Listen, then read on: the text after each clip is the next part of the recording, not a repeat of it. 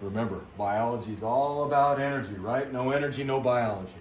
And shape determines function. No other unit are you going to see this where it's most pronounced. Okay? Structure is related to function. And if the structure is off, the function is off. Right? Proteins are like that. We're getting ready to talk about a bunch of them. Now, remember, highly complex organization of living systems require a constant input of energy in exchange of big molecules. This is where enzymes come in. A lot of people think this is more difficult than genetics. I don't know that I agree with that, but genetics I don't find particularly challenging after 30 years. I'm sure there are, but what I have to teach is not. But this is pretty basic, okay? So first thing you write is enzymes. Because we're talking about, we're in the units for cellular energy. How do cells get their energy, right? There's photosynthesis, there's cellular respiration, and enzymes play a monster part in this. So we know there's 75,000 enzymes in the body.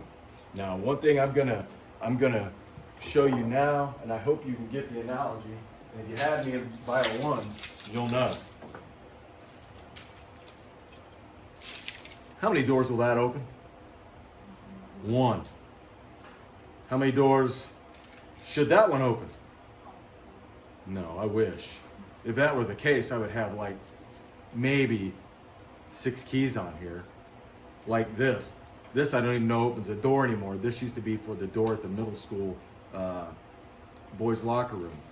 But can't find that one particular key. Oh, there we go. My truck key. That works on my truck only. Enzymes work on one thing called a substrate. Okay, so for every enzyme, there's one substrate. Just like for every key, there's one lock. It's very specific, so keep that in mind. Okay, so 75,000 different enzymes.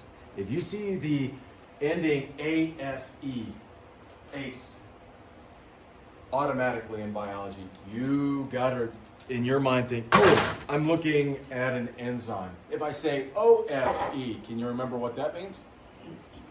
Sugar. But ASE means you're talking about an enzyme. So catalase, lipase, protease, anything with an ASE at the end. Now here's an example. Carbonic anhydrase. If it wasn't for that molecule, we would all suffocate inside of about, less than a minute. We would suffocate. It's found in red blood cells and it helps rid our body of CO2. So what it does is when you breathe in, your body produces CO2, but it's got to get that CO2 out somehow of your blood. So what it does is it binds to your blood while the carbon dioxide is in your blood, and it takes it to your lungs where it is transformed and mixed with water. And then you either pee it out, breathe it out, or you sweat it, okay? You breathe it out. Now, this thing is like monster fast. Look what it does. Catalyze it. Ooh, there's a big word. Catalyzes. CO2 catalyzes. How can I explain that? That's a chemical reaction that goes and it puts these two together. Produces carbonic acid. That's that. If it wasn't for that enzyme, that couldn't happen. And it happens so fast you can't even measure the speed of it. I think it does it 2,000 times per second. One enzyme can move 2,000 times per second. So 2,000 of these reactions, boom, in 1 second.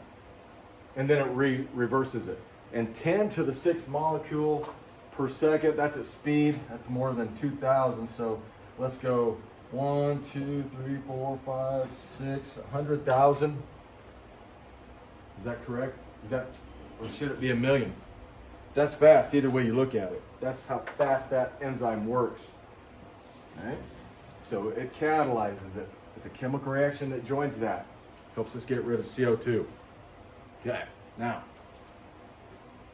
what are these things? They're proteins. Remember, you go back to the very first part of the year, we did all the organic molecules. There were lipids, nucleic acids, carbohydrates, and proteins. Proteins. And they speed up chemical reactions. That's their job. They speed up chemical reactions. Can you think of a job that you do around your house that you would love to speed up? Mine would be mopping my floor. I do the mopping. Because my wife, she can't do a great job.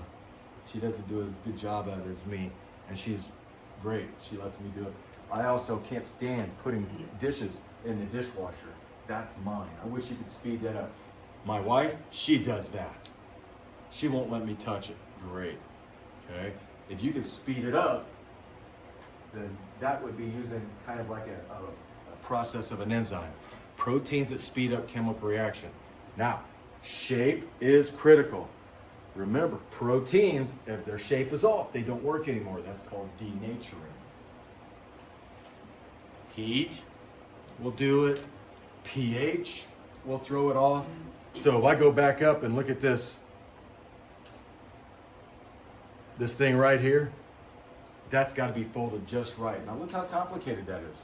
That's got to be folded just right.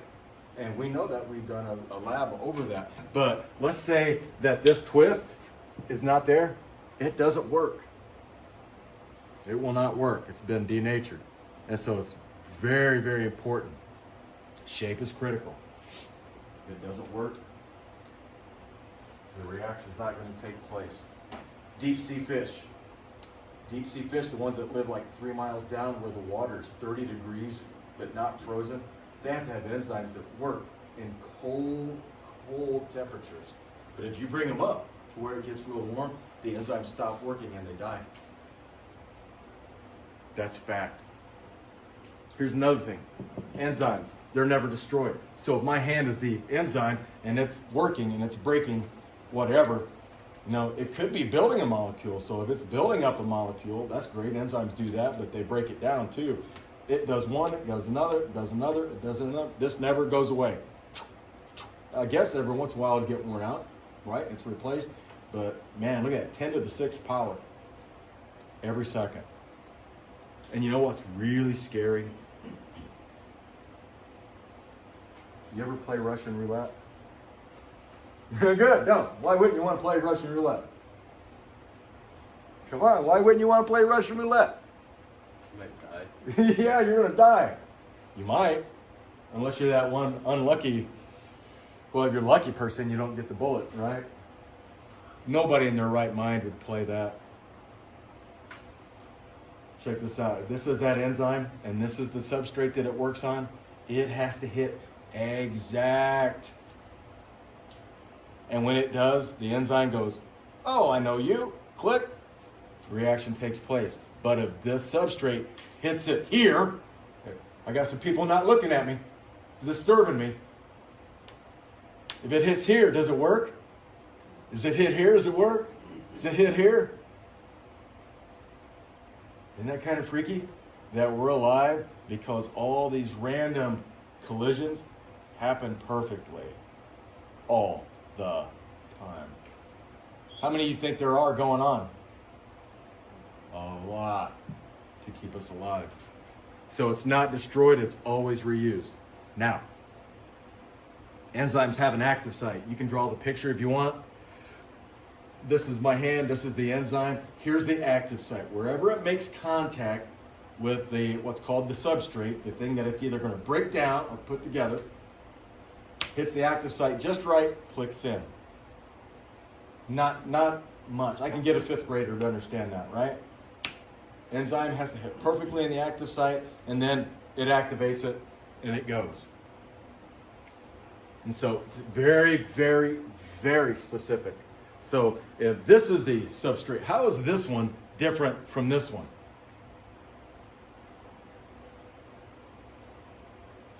It won't fit, right? Look, it's very specific. And so this is what makes it that specific. It's called specificity. Enzyme specificity. It fits.